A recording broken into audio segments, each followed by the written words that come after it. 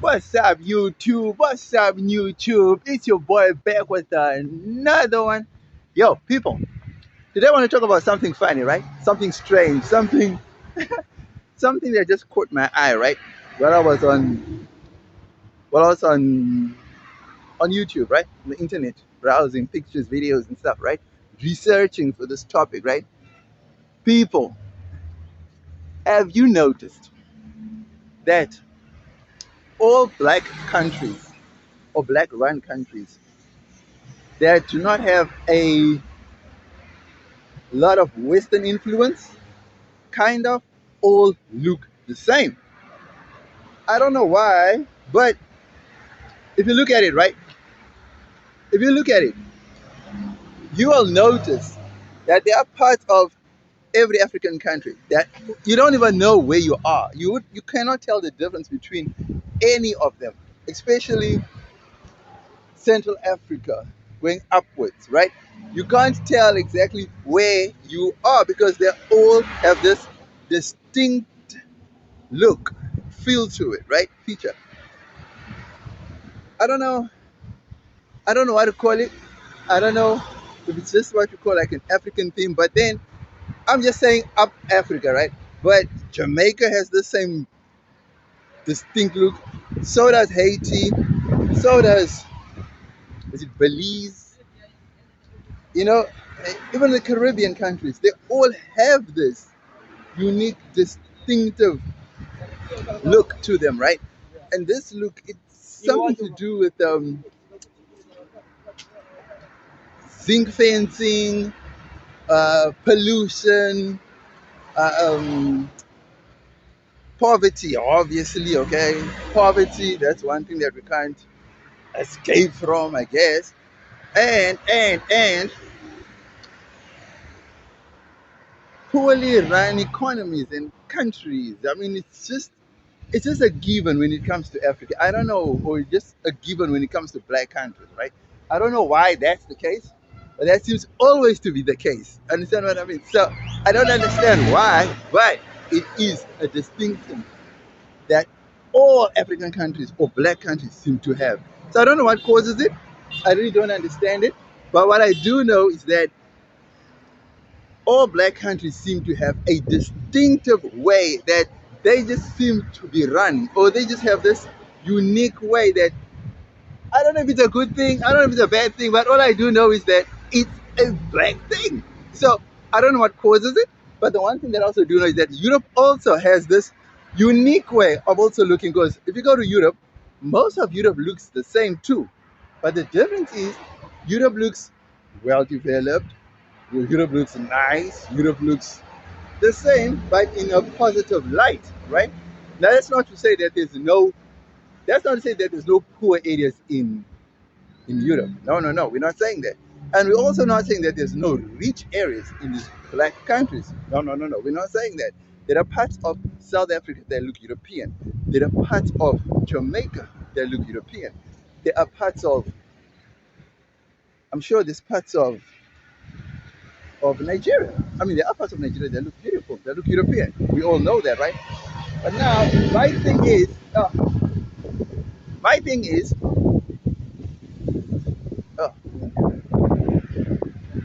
phew, my thing is this, right? Do we have to have this template of poverty, of zinc fencing, of pollution, of dirt, of filth, of is that the African template that all African countries follow? Is that the way it's supposed to be that all black countries have to be? I'm not understanding this. Is there's no way that we could change that narrative, or is it because of our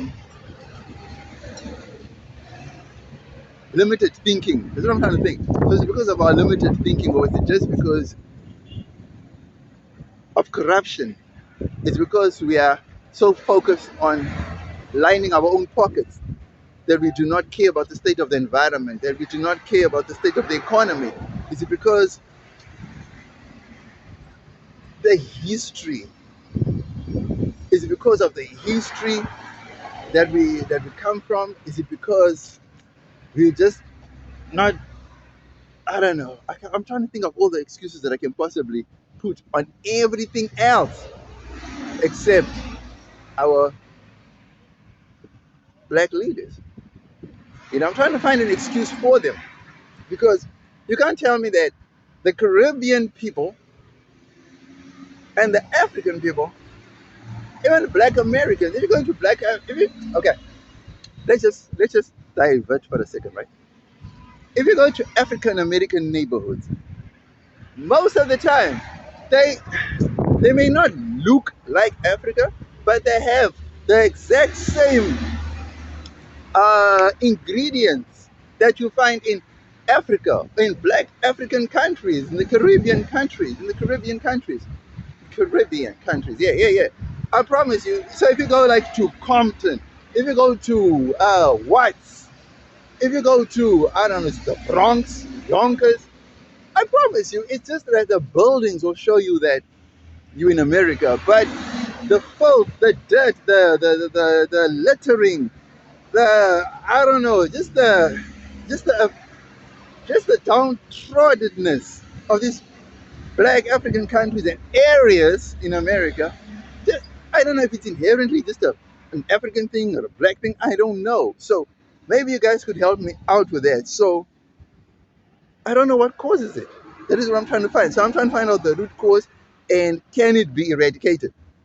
That's the thing. So let me know if you think that there is something to this that we can actually work on or give the government advice on a template. If we can make a video showing solutions to this thing, because it seems to be systemic wherever you go. It's just going to be that's just going to be the narrative going forward. I don't understand it. You know what I mean? You can look at what we'd call previously white areas. If you go to them now, oh my goodness, oh my goodness, oh my goodness. So yeah, let me know what you think about this topic in the comment section below. Don't forget to like, comment, share, and subscribe to the channel. You know we family, right? Come on now. Holla.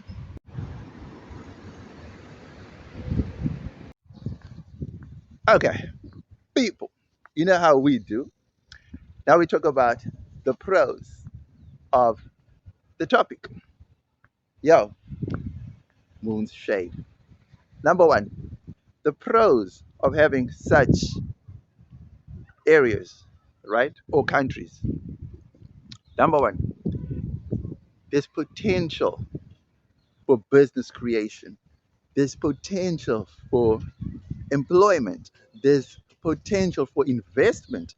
There's potential for creating communities. There's potential for teaching. There's potential. When I say teaching, it's like teaching the community how to actually run communities, how to maintain clean, um, open spaces. There's a place and time. You can also learn or teach people how to utilize open spaces instead of just using them for negative things, right? So there's always pros to these uh, downtrodden places in countries, Big companies and corporations can actually move in and make a killing, based on whatever they can utilize from a business perspective, right? Now, when we say this, right? When we say this, I'm not saying this so that I can trash these African countries and black run countries. I'm actually doing this because I want this narrative to change. I just don't want this stereotypical view of Africa, black countries, and black areas.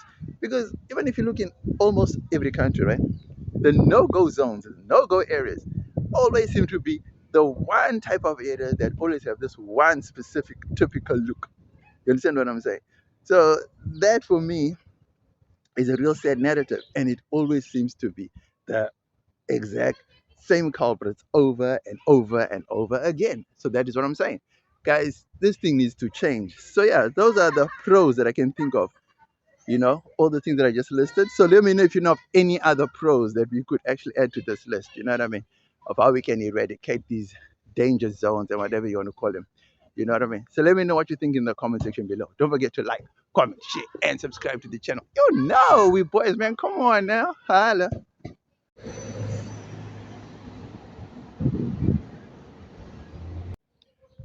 Okay, people. So now we talk about the negatives, right?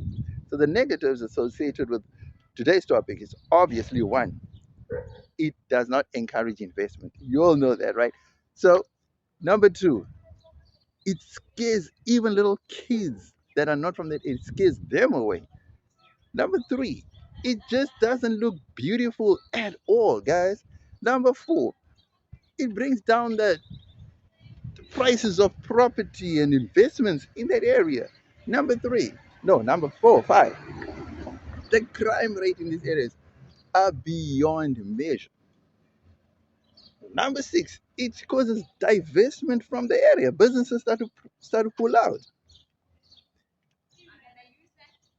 Dude, there's just so many negatives associated with these downtrodden areas, and that is not a good thing. Another thing is that it brings down the image of the country. It also brings down the image of the people that reside in these areas because there's always this negative connotation that comes with people who live in certain areas. People look at them in such a negative light, even if there's positive people in those areas. So you see, there's a lot of harm and a lot of negatives associated with such areas more than good. So I don't know if such areas should be allowed to persist. I don't know if it's a good thing to let them continue the way things are continuing because I really think it's a bad thing. So for me to end on this note is like, guys, I think it's a mental shift that needs to be done. I think another main thing is we need to eradicate alcohol from these places. I think that's another toxic thing that's adding to the toxicity of these areas.